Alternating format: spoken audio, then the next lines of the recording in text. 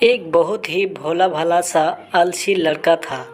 वह कोई काम नहीं करना चाहता था, बस खाना खाता, घूमता और सोते रहता था।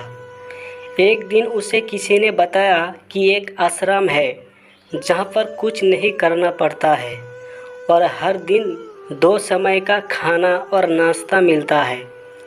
तुम वहाँ जा कर के रहो। उस आलसी लड़के ने सोचा कि ये तो बहुत ही बढ़िया है और वह उस आश्रम में जाकर रहने को सोचा। और फिर वह भोला भाला आलसी लड़का अपना सारा सांसारिक जीवन छोड़कर उस आश्रम में जाकर रहने लगा। आश्रम में गुरुजी रहते थे। वह कुछ समय सबको प्रवचन देते हैं। वह आलसी लड़का सुनता था, बाकी समय आराम करता था और फिर भरपेट खाना खाकर सो जाता। ऐसे ही उस लड़के का दिन गुजरता गया। एक दिन उस आश्रम में कुछ भी नहीं बना। नाश्ते के समय नाश्ता नहीं मिला। उसने सोचा नाश्ता नहीं मिला, भोजन तो मिलेगा। अब भोजन के समय भी उसे भोजन नहीं मिला। लड़का दौड़ करके गुरुजी के पास गया और उसने पूछा कि आज भोजन क्यों नहीं बना। गुरुजी ने कहा कि बेटा, आज एकादशी है और जितने भी आश्रम के सदस्य हैं उनका उपवास है और तुम्हारा भी आज उपवास है। आज भोजन नहीं बनेगा। वह लड़का आलसी था और उसे भूख भी बहुत लगता था। उसने गुरुजी से बोला कि मैं उपवास नहीं रहूँगा, मुझे भूख लगी है, मैं खाना खाऊँगा। गुरुजी ने बोला ठीक है, जाओ भंडारे में से सामान लेकर के आओ और आश्रम में नहीं, बाहर ले जा कर के बना लो। लेकिन याद रखना, भोजन बनाने के बाद सबसे पहला भोग भगवान को लगाना और फिर तुम प्रसाद खाना। वह लड़का बोला ठीक है और फिर अनाज लेकर नदी की ओर पहुंचा। भोजन पकाने लगा। तैयार हुआ। उसके बाद कहने लगा कि भगवान श्री राम आइए, पधारिए, भोग लगाइए। अब जब उसे लगा कि भगवान तो आ नहीं रहे हैं, तो फिर कहने लगा कि मुझे मालूम है आपको तो अच्छा खाने की आदत है, मैं बना नहीं पाया और मुझे अच्छा भोजन बनाने भी नहीं आता, लेकिन जो भी रूखा सूखा बना है आकर खा लीजिए। भगवान श्री राम उसकी सरलता पर बहुत ही प्रसन्न हुए और उस लड़के को दर्शन दे दिए। उसने देखा कि भगवान श्री राम आए हुए हैं और उनके साथ में माता सीता भी आई हुई है। लेकिन लड़के ने सिर्फ 2 लोगों के लिए ही भोजन बनाया था, एक अपने लिए और दूसरा भगवान के लिए। और अब क्योंकि भगवान के साथ माता सीता भी आई हुई थी, तो उसने उस भोजन को माता सीता और भगवान के सामने ग्रहण करने के लिए रख दिया। भगवान श्री राम और माता सीता ने भोजन किया और उसके बाद जब वह जाने लगे तो यह भोला सा आलसी सा लड़का बोला कि प्रभु आप आए, दर्शन दिए, बहुत अच्छा लगा। मुझे खाने को कुछ नहीं मिला, लेकिन कोई बात नहीं। लेकिन आपसे एक विनती है कि अगली बार जब आप आएंगे तो कितने लोग आएंगे ये बता दीजिए, ताकि मैं उतने लोगों के लिए भोजन बनाकर रखा रहूं। भगवान श्री राम मन ही मन मुस्कुराए और फिर अंतर ध्यान हो गए। लड़का आश्रम गया। दिन बीतता गया और फिर एकादशी का दिन आया और इस बार उसने 3-4 लोगों के लिए अनाज लेकर के खाना बनाने के लिए नदी के किनारे पहुंचा और उसने बड़े प्रसन्नता से भोजन बनाया और इंतज़ार करने लगा कि प्रभु आइए और भोग लगाइए।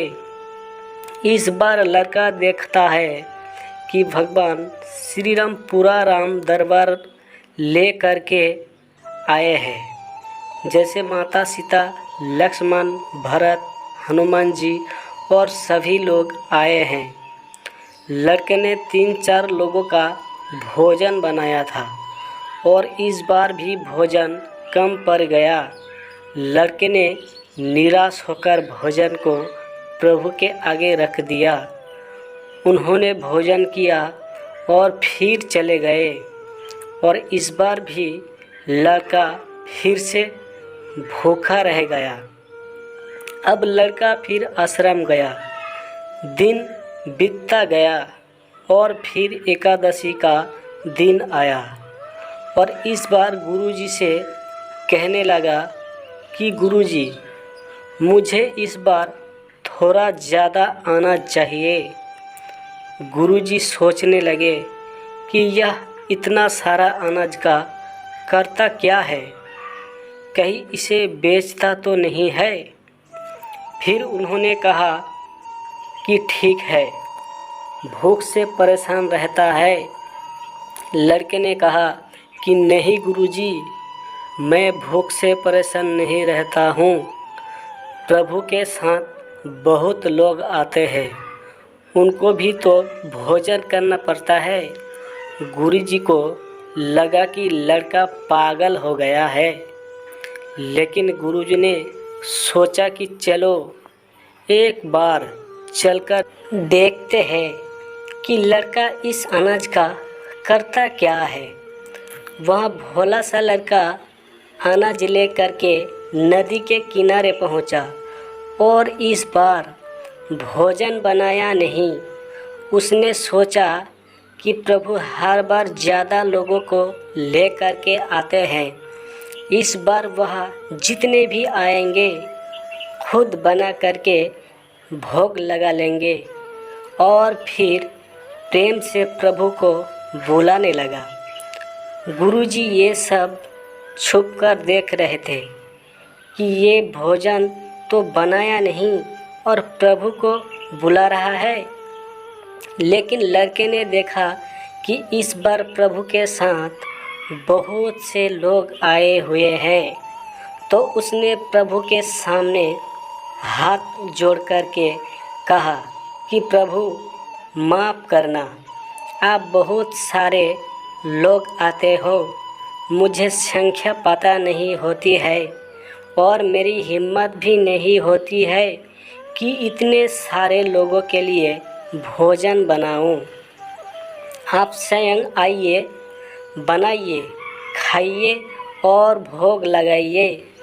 प्रभु मुस्कुराते हैं और अपने साथ आए सभी लोगों के साथ मिल कर के भोजन बनाते हैं। गुरुजी ये सब छुप करके देखते हैं और फिर लड़के के पास आ कर के कहते हैं कि तुम ये कर क्या रहे हो।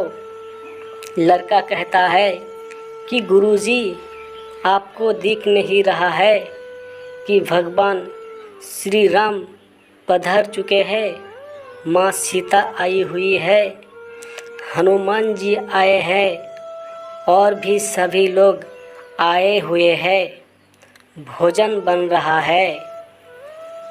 गुरुजी ने बोला कि पागल हो गया है, मुझे तो कोई दिख नहीं रहा है।